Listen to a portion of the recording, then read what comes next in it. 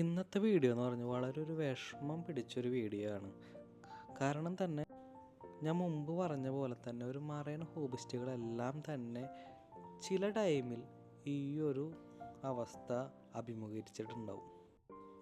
വേറെ ഒന്നുമല്ല, ഞാൻ മുന്നത്തെ വീഡിയോയിൽ അനിമോണിനെ കുറിച്ച് ഡീറ്റെയിൽ ആയിട്ടുള്ള വീഡിയോ ചെയ്യുമ്പോൾ അതിൽ പറഞ്ഞിട്ടുണ്ട്, നമ്മൾ പവർ ഫിൽറ്റർ വെക്കുമ്പോൾ അതിൽ പെടാനുള്ള ഒരു ചാൻസ് ഉണ്ടെന്ന്. അപ്പോൾ നിങ്ങൾക്ക് സൂക്ഷിച്ച് നോക്കിക്കഴിഞ്ഞാൽ മനസ്സിലാവും, നമ്മുടെ അക്വേറിയത്തിൽ റോസ് ബബിൾ ടിപ്പ് ഓൾമോസ്റ്റ് നമ്മുടെ പവർ ഹെഡിൽ പെട്ടിട്ട് നിങ്ങൾക്ക് നോക്കിക്കഴിഞ്ഞാൽ മനസ്സിലാവും, ഓൾമോസ്റ്റ് എല്ലാ ടെൻഡക്കിളും കുറച്ചെല്ലാം പോയിട്ടുണ്ട്.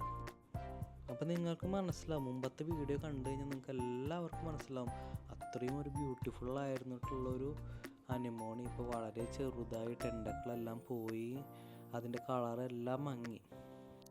അപ്പോൾ ഞാനൊരു ദിവസം എണീച്ച് കഴിഞ്ഞപ്പോൾ ജസ്റ്റ് അക്വേറിയത്തിലേക്ക് നോക്കിയതാണ്. അപ്പോൾ ആ ടൈമിൽ നമ്മുടെ പവർ ഹെഡിൻ്റെ ഉള്ളിൽ പെട്ടിട്ട് ഓൾമോസ്റ്റ് ആ ടൈമിൽ നമുക്കൊരു വീഡിയോ എടുക്കാനും എനിക്ക് പാനിക്കായിട്ട് ഞാൻ ഒന്നും ചെയ്യാൻ എനിക്ക് പറ്റിയില്ല.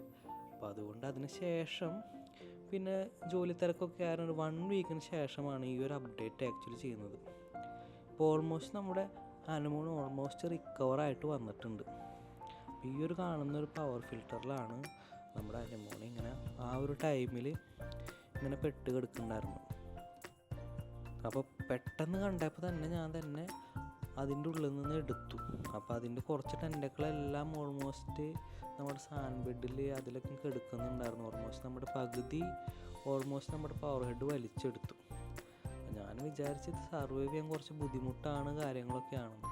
അപ്പോൾ ഈ ഒരു അപ്ഡേറ്റ് ചെയ്യുന്നത് ആക്ച്വലി ഒരു 1 വീക്കിന് ശേഷമാണ്. അപ്പോൾ ഇതിൻ്റെ അവസാനം കാണിച്ചു തരാം. ഓൾമോസ്റ്റ് ടെൻഡക്കിളൊക്കെ വരുന്നുണ്ട്, ഓൾമോസ്റ്റ് റിക്കവറായിട്ട് വരുന്നുണ്ട്. നമ്മൾ ഫീഡും കാര്യങ്ങളൊക്കെ കൊടുത്ത് ബെറ്ററായിട്ട് വരും. അപ്പോൾ ഏതൊരു മറൈൻ ഹോബിസ്റ്റുകളും പവർ ഹെഡ് വെക്കുമ്പോൾ അതുപോലെ തന്നെ ഓവർഫ്ലോ പോകുന്ന വെള്ളത്തിൻ്റെ ഇടയിലും ഈ ഒരു അനിമോണി പെടാൻ വളരെയധികം ചാൻസ് ഉണ്ട്. പ്രത്യേകിച്ച് ഈ ലോങ് ടെൻഡക്കിളും ബബിൾ അനിമോണിയാണ് ഇതിൽ സാധാരണയായിട്ട് ഈ ഒരു പവർ ഹെഡിൽ പെടാറ്. അപ്പോൾ ഞാനൊരു പവർ ഹെഡ് യൂസ് ചെയ്യാൻ കാരണം എന്ന് വെച്ച് കഴിഞ്ഞാൽ ഞാനൊരു കാൻഡിസ്റ്റർ ഫിൽറ്ററാണ് ഞാൻ യൂസ് ചെയ്യുന്നത്. അപ്പോൾ എനിക്ക് ക്ലീനിങ്ങിലും കാര്യങ്ങൾക്കൊക്കെ വേണ്ടിയിട്ട് വളരെ ഈസി ആവാൻ വേണ്ടിയിട്ടാണ് ഞാൻ ഈ ഒരു ഫിൽറ്റർ വെച്ചിട്ടുള്ളത്. അപ്പോൾ അതുകൊണ്ട് തന്നെ എനിക്ക് മെയിൻ്റെനൻസും കുറവാണ്.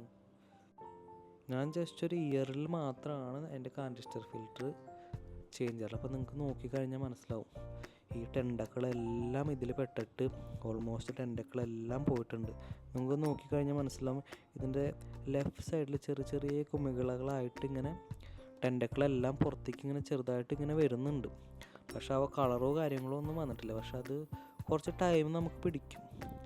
അപ്പോൾ നമുക്ക് ഇനിയുള്ള വരുന്ന വീഡിയോകളിൽ ഇതിൻ്റെ അപ്ഡേറ്റ് നമുക്ക് നോക്കാം, എങ്ങനെ സർവൈവ് ചെയ്യുമോ ഇല്ല നമുക്ക് നോക്കാം. അപ്പോൾ ഇപ്പോൾ ഇങ്ങനെയാണ് നമ്മുടെ റോസ് ബബിൾ ടിപ്പ് അനിമോണി ഇങ്ങനെ ഇരിക്കുന്നത്. അപ്പോൾ നിങ്ങൾക്ക് മുമ്പത്തെ വീഡിയോയിൽ കണ്ടുള്ള എല്ലാവർക്കും മനസ്സിലാവും, വളരെ സുന്ദരമായിട്ട് വളരെ അട്രാക്റ്റീവ് തന്നെയായിരുന്നു നമ്മുടെ മറൈൻ അക്വേറിയത്തിൽ നമ്മുടെ റോസ് ബബിൾ ടിപ്പ് അനിമോണി. അപ്പോൾ വളരെയധികം വിഷമത്തിലാണ് ഈ ഒരു വീഡിയോ ഇടുന്നത്.